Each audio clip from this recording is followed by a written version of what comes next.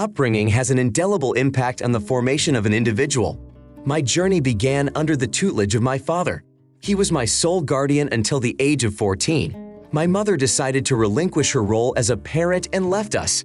Her leaving was a turning point in my life. Abandoning child support obligations was her method of avoiding responsibility. Changing jobs as a way to avoid payments became her norm. Even incarceration didn't teach her a lesson. The court attempted to establish communication between us by scheduling visits every 2 weeks. However, this was not effective. The meetings were infrequent and devoid of any meaningfulness. At the age of 6, my life was complicated by my mother's meeting with a new partner. From then until my 14th birthday, when I lost my father, we met only 5 times. After my father's death, the involvement of my father's brothers in my life became defining.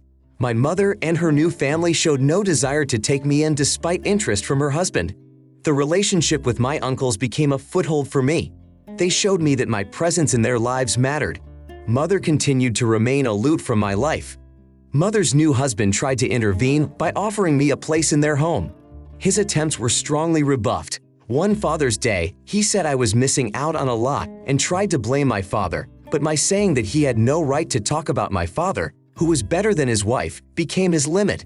The family on my mother's side, despite everything, remained a part of my life through my father's efforts and my uncle's continued relationship. At the threshold of 27, I value the connection with distant relatives. Their invitation to my engagement emphasized the importance of these relationships. In this context, the moment came when my grandparents decided to have a family celebration. The event brought everyone together, including my mother, her husband, and their children. At the family celebration, my mother's new husband wanted to discuss the lack of an invitation for them to my engagement party. He brought up the issue at an inopportune moment, eager to find out the reasons why. His words about wanting to walk me down the aisle at my wedding and be a father to me caused a storm of emotion. I didn't hold back and openly expressed my outrage. My words, reflecting my rejection of his proposal and doubts about his ability to replace my father, resounded throughout the room. My rejection was harsh. I accused him of insincerity and failure to understand real values. This provoked his indignation. He urged me to be respectful, but I chose to leave to avoid further conflict. Sometime after leaving, I received a message from a relative on my mother's side of the family. It spoke of the inappropriateness of my behavior and criticized my decision to express my displeasure so openly. You deserve respect and understanding, including the right to choose for yourself who is present in your life and at important moments, such as your wedding. The inappropriate interference of your mother's husband seeking to play a role in your personal sphere without your consent is perplexing. His attempts to project an image of a happy family on such a solemn day, despite the lack of previous support and attention, calls into question his true motives. Your mother's husband's behavior, especially his aggressive actions toward your father after the breakdown of ties, raises questions about his self-confidence and expectations. Not only has this man neglected his responsibilities, but he has built relationships on misconceptions and misunderstandings, including misinterpreting past events and misjudging his role in your life. The cognitive dissonance caused by this situation is based on a mismatch between expectations and reality. He or she may not really realize the full picture, including past actions and decisions that led to the current state of affairs. These misunderstandings and misconceptions ingrained in his perception may never have been corrected, which only makes the situation worse. Your right to be angry and assert your boundaries is absolutely justified. It's important to remember that neither you nor anyone else is obligated to meet someone else's expectations or accept imposed roles, especially if it conflicts with your beliefs, feelings of comfort, and personal values. Surround yourself with those who bring positivity and support, especially on a big day like your wedding, to make it a bright and happy event in your life. Next story. When I was a child, I had a dream of owning a Porsche SUV. I am now 34 years old, female, living in harmony and well-being with my husband of 36 years.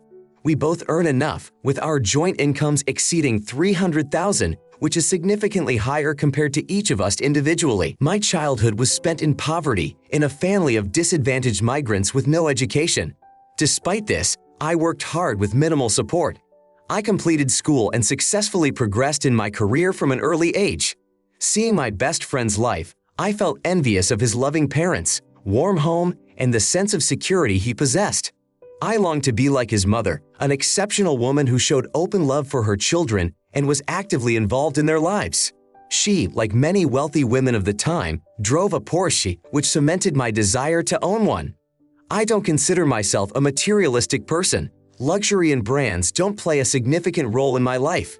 I stay away from gambling, unlike my father who often lost the family savings. I have no bad habits or expensive hobbies that require significant financial investment. I currently drive a 1999 Toyota that never seems to break down. My husband, on the other hand, drives a sports car he purchased for $70,000 before we met and subsequently married. I contributed an additional $60,000 to our relationship, and our finances are now fully integrated. We are embraced by prosperity as financial worries are not familiar to us except for mortgage payments. We have no other debts of any kind. In anticipation of our firstborn, we are contemplating replacing my car with something more reliable. My husband is into cars, but I am not. My dream is to purchase a Porsche, however. My husband is adamantly opposed, knowing my motivations. He argues that buying a Porsche is paying for the brand name. He believes that other cars in the same price range offer more features. Moreover, in his opinion, Porsche is not comparable to its competitors in terms of technical safety and equipment. He also notes the inadequate trunk volume and lack of driving comfort. Among my husband's preferences in this price segment are Volvo and Lexus, and his arguments seem quite reasonable to me. I realize that my desire for a Porsche is emotional. I'm not even embarrassed if the car is used, but my husband doesn't approve of that either. Deep down, I feel that I deserve this whim, the one thing that brings joy to my heart, and that I have worked hard for to be able to afford it. In the face of a possible irreversible decision, I wonder if I would be reckless if I insisted on my own and went to the car dealership without his consent to get my dream. Edit: I want to emphasize that the ideal option would be a Cayenne, but I would be happy with a less prestigious model as well if it would allow me to experience the joy of driving the dream.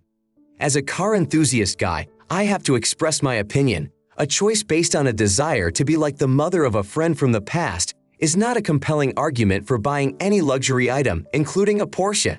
The price listed on the website is only a starting point that will increase significantly once a specific configuration is selected. It's rare to settle for the base model, which also loses value faster. Over time, after the warranty expires, you will be faced with expensive maintenance. Your statement, "I want it because I want it," doesn't strike me as a compelling argument in a serious matter like buying a car. It's not just your choice when it comes to a major purchase. Both partners need to be involved. I myself make over $150,000 and prefer to drive a VW. While a Porsche beckons me, I admit it's not wise, especially considering the age of my car. Don't forget to also assess the cost of insurance and car maintenance, which may come as a nasty surprise. You also need to consider the potential trials associated with children, from cleaning up after them in case of illness to daily dirt. It seems that not every aspect of owning such a vehicle has been carefully considered. I hear your passion and realize that you have worked hard to afford this dream. If a Porsche is really that important to you and fits the needs of your growing family, try explaining that to your husband. However, I urge you not to make impulse purchases based on a whim. Now I want to tell a different story. Last weekend, my sister got married. I turned 19 at this momentous occasion, and I am in a relationship with my sweetheart, Emmy, who is also 19. Our union has lasted for 8 months now. Despite certain disagreements, Emmy received an invitation to the gala. My sister favored my past partner Anna. She is 21 and is the sister of my close friend Josh, the same age as me. Communication with Anna and Josh broke down, and I set clear boundaries in all matters concerning Anna. In turn, has embarrassed Emmy on more than one occasion, causing conflict even within their own circle. There are 4 other friends in our circle, ranging in age from 19 to 20, all of us college students. My sister is familiar with each of them, though not that close. However, she prefers Anna to Emmy, seeing more beauty and attractiveness in Anna. I have never succumbed to these opinions and have always been determined to set boundaries, which unfortunately have often been ignored. Eventually, my sister invited our entire friendly group to the wedding, using this as an excuse to invite Anna as well. I expressed my disagreement with my sister's choice to invite my friends to her wedding, pointing out that she had no right to do so. Our conversation quickly turned into an argument, which she ended with, "It's my wedding, my rules." After that, I chose to remain silent. As college students, many of my friends are either unemployed or have part-time jobs that limit their financial options. As a result, they got together and gave my sister about $200 worth of silverware and added another $300 in cash, their maximum at the time. Now my sister is outraged, unhappy with the value of the gift. She claims the silverware wasn't expensive enough and says my friends should be ashamed of themselves for their stinginess. In her opinion, wedding invitees are obligated to give only expensive gifts because saving money supposedly expresses disrespect for the newlyweds. I tried to explain that in this situation she could not demand expensive gifts, given that my friends were invited because of personal grudges and without regard to their financial situation. Now both my sister's husband and our parents accuse me of not knowing how to treat my friends and not understanding wedding etiquette. No one can call you unintelligent. Your sister may have shown a lack of wisdom in her actions. Your friends have shown generosity by investing in a gift despite limited student budgets. In our society, it is accepted that a wedding gift is more of a gesture of goodwill than a mandatory contribution. You could say that a wedding invitation symbolizes friendship and respect rather than a desire for expensive gifts. Apparently, your sister had her own ideas about what her wedding day should look like and what she expected from her guests. However, choosing the guests and their gifts are her own concerns, not yours, especially if the invitation did not specify a minimum gift amount.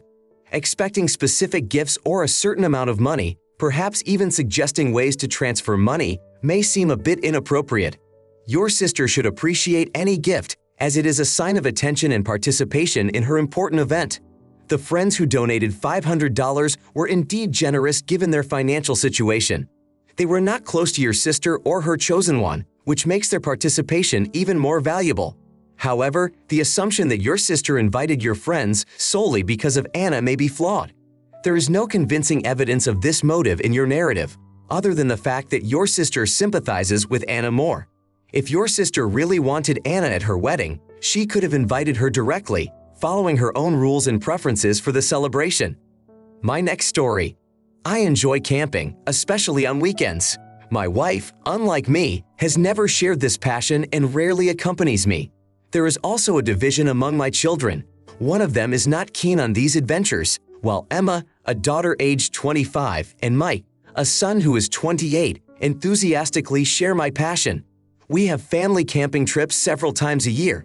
On one such occasion, when Mike was with Jenny, a 26-year-old with some mobility difficulties, we still found a way to include her in our plans. Although Jenny could walk, long distances were beyond her ability. Nevertheless, she remained extremely friendly and approachable, for which everyone loved her. Determined to strengthen the family bond, we invited Jenny to join us on a camping trip to the sea. I was especially looking forward to exploring the nearby trail leading to the picturesque beach. On the second day of our week-long trip, I announced my intention to head there. Emma and her boyfriend immediately supported my initiative. When I suggested that Mike join us later, he expressed a desire to change plans so that Jenny could participate without difficulty, suggesting an alternative beach accessible by car. I was adamant that I wanted to explore the trail and offered to arrange a trip for Jenny on another day, even though the next day was already planned. Mike pointed out to me that Jenny felt excluded, especially since Emma had brought her boyfriend along, and this restriction put her in a particularly awkward position. I tried to reassure him that, despite the plans for tomorrow, her exclusion was not intentional. Mike insisted on understanding and adapting the plans given her physical capabilities. Agreeing with his point of view, I accepted the offer to change the plans.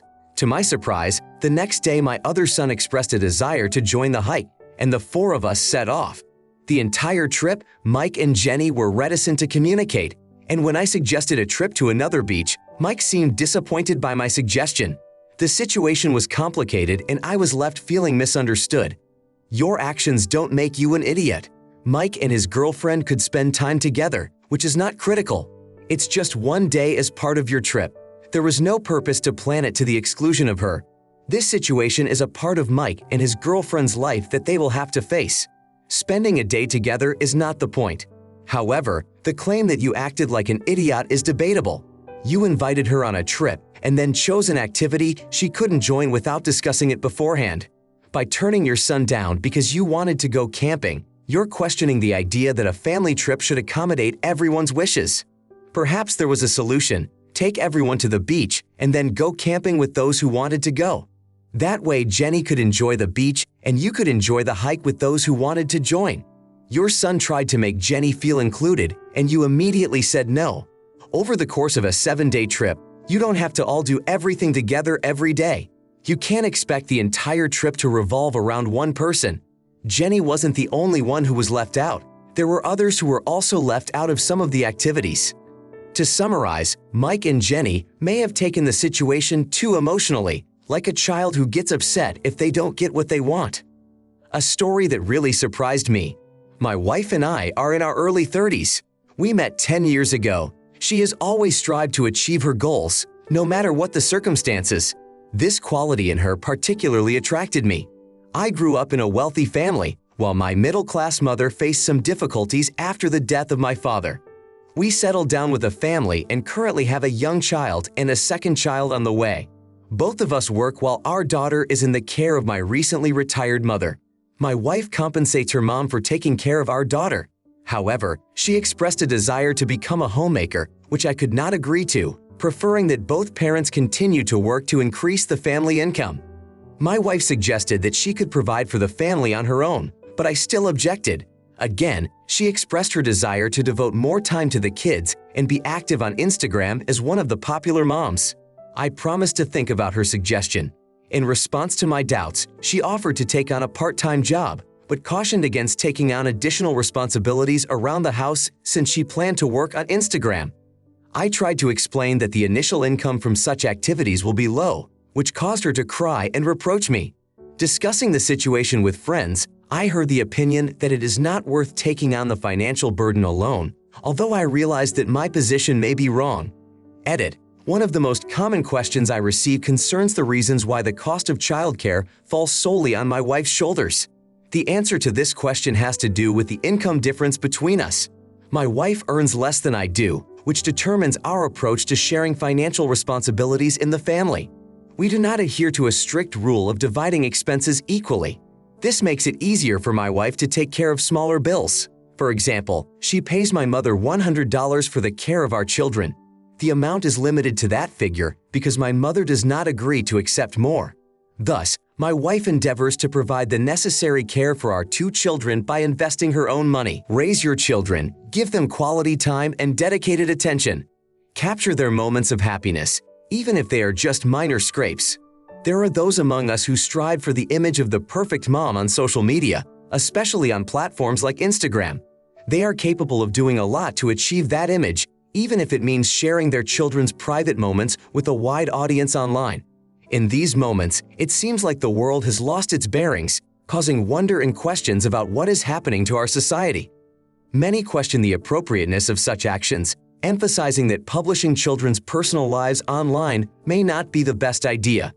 This question opens up a debate about the importance of distinguishing between a sincere desire to share happy moments with family and friends and the desire to satisfy one's own narcissism at the expense of online attention. Some critics point out that the desire to be an Instamom hides not only a desire for public attention and approval, but also a certain self-deception about one's role and place in the family and society.